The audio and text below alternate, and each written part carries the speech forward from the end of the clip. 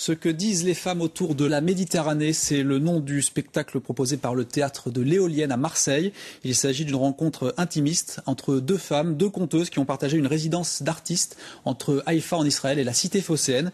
Jean-Manuel Bertrand et Michel Serran ont assisté aux dernières répétitions cet après-midi. Tous les jours, Jonas remonte la ruelle. Et tous les jours, il passe devant la maison de la Magali.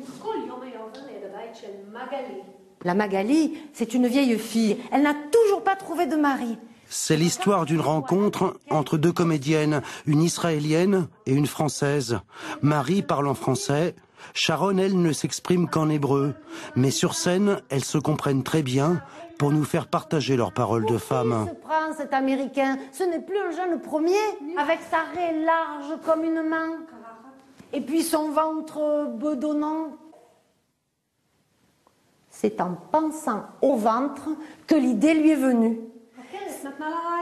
Si son Américain, elle ne pouvait pas l'attraper avec les yeux, elle allait l'attraper avec le nez. J'avais envie de travailler avec une autre femme qui faisait le même métier que moi. Les chemins m'ont emmenée en Israël où j'ai eu la chance de rencontrer Sharon.